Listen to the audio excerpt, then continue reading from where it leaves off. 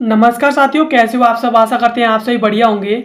हाल ही में आई कुछ media report के अनुसार ये दावा किया जा रहा है कि भारत का जो पूर्वी क्षेत्र है, जिसमें मेघालय, अरुणाचल प्रदेश, असम, नागालैंड और मिजोरम, मेघालय जैसे राज्य आते हैं, इनको मिलाकर के और बांग्लादेश के कुछ क्षेत्र को मिलाकर के एक नया ईसाई देश बनाने की साजिश रची जा रही है, ऐसा मीडिया रिपोर्ट्स का कहना है। तो इस वीडियो में पूरा डिटेल से जान लेते हैं कि आखिर न्यूज़ क्या है और इसके पीछे किसका हाथ है और क्या नया देश बन सकता है। तो इसके बारे में डिटेल से जान लेते हैं, वीडियो में अंत तक बने रहिएगा। सबसे पहले जान लेते हैं न्यूज़ चर्चा में क्यों है। तो पिछले कई दिनों पहले बांग्लादेश की पूर्व प्रधानमंत्री शेख हसीना ने यह आरोप लगाया था कि बांग्लादेश और म्यांमार के कुछ हिस्सों को अलग कर पूर्वी तिमोर जैसा एक ईसाई देश बनाने की साजिश रची जा रही है। उन्होंने जिस भावी ईसाई देश की ओर इशारा किया था, उसमें भारत के पूर्वोत्तर से कम 5 राज्य जैसे अरुणाचल प्रदेश, नागालैंड, मिजोरम, मेघालय, मणिपुर को शामिल करने की साजिश रची जा रही है। इन 5 राज्यों में से 3 राज्य मिजोरम, नागालैंड, मेघालय ईसाई बहुल राज्य हैं। इनमें ईसाइयों की जनसंख्या सर्वाधिक है। और जिस तरह से पूर्वी क्षेत्र में मतांतरण का षड्यंत्र चल रहा है, उसके आधार पर यह आशंका व्यक्त की जा रही है कि निकट भविष्य में अरुणाचल प्रदेश और मणिपुर भी ईसाई बहुल क्षेत्र हो जाएंगे। यानी जिस तरह से ईसाइयों की संख्या पूर्वी भारत का जो पूर्वी क्षेत्र है उसमें बढ़ रही है, आगे चल के भविष्य में अरुणाचल प्रदेश और मणिपुर में भी ईसाइयों की संख्या अपने चरम पर होगी। और इसका आरोप जो है अमेरिका और चीन पर लगाया जा रहा है। पहले पाकिस्तान और अब बांग्लादेश में तख्तापलट का आरोप भी अमेरिका पर लगा है। पिछले दिनों बांग्लादेश की पूर्व प्रधानमंत्री शेख हसीना ने उन पर यह आरोप लगाया था कि बांग्लादेश और म्यांमार के कुछ हिस्से को अलग कर पूर्वी तिमोर जैसा एक नया ईसाई देश बनाने की साजिश रची जा रही है। इसके बाद न केवल उनकी सरकार उखाड़ फेंक दी गई, बल्कि उन्हें अपनी जान बचाने के लिए बांग्लादेश से भाग करके भारत में आकर शरण लेनी पड़ी। यानी पहले पाकिस्तान ने अमेरिका के खिलाफ मोर्चा खोला था तो पाकिस्तान को तख्तापलट का सामना करना पड़ा था, और अब बांग्लादेश ने अमेरिका के खिलाफ मोर्चा खोला तो बांग्लादेश को भी तख्तापलट का सामना करना पड़ा। और साथियों, शेख हसीना ने यह भी कहा था कि इस वर्ष जनवरी में चुनाव जिताने के लिए उन्हें लालच भी दिया गया था। लालच देने वाले ने बांग्लादेश में अपना एक एयरबेस स्थापित करने की शर्त रखी थी। उन्होंने किसी देश का नाम तो नहीं लिया, लेकिन अंतर्राष्ट्रीय स्तर पर चीन और अमेरिका के बीच बड़े तनाव के कारण अमेरिका पर संदेह जाता है। पाकिस्तान के पूर्व प्रधानमंत्री इमरान खान ने भी जब अमेरिका के खिलाफ मोर्चा खोला था तो न केवल उनकी सरकार बेदखल हुई, बल्कि उन्हें जेल की काल कोठरी में डाल दिया गया। और भारत का जो पूर्वोत्तर क्षेत्र है उसमें ईसाइयों की संख्या दिन ब दिन बढ़ती जा रही है। मिजोरम में ईसाई आबादी करीबन 90% है और 1951 में नागालैंड में ईसाई आबादी 40.04% थी, जो कि 2011 में बढ़कर के 87.92% हो गई। मेघालय में यही आबादी 1961 में 35.21% थी, जो 2011 में बढ़कर 74.59% हो गई। तो जिस रेट से ईसाइयों की आबादी बढ़ रही है पूर्वोत्तर में, लग रहा है कि निकट भविष्य में ही पूर्वोत्तर ईसाई बहुल पूरी तरह से ईसाई बहुल क्षेत्र बन जाएगा। और अरुणाचल प्रदेश में 1971 तक ईसाइयों की आबादी मात्र 0.78% थी, जो 2011 में बढ़कर 30.36% हो गई।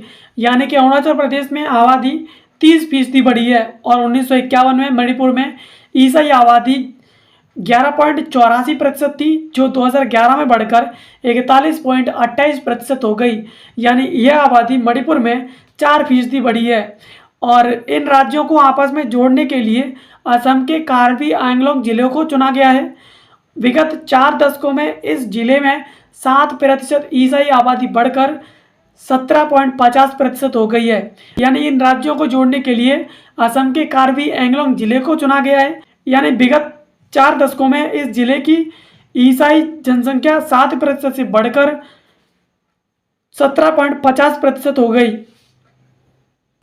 भारत को अब फिर से ईसाईयत के आधार पर विभाजन न झेलना पड़े, इसके लिए भारत को सतर्क रहना होगा।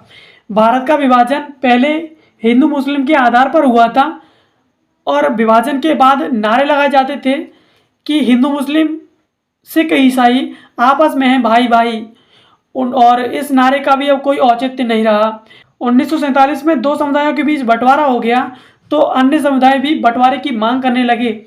आज़ादी के तुरंत बाद पूर्वोत्तर में कुछ लोगों ने ईसाई सशस्त्र संघर्ष छेड़ दिया।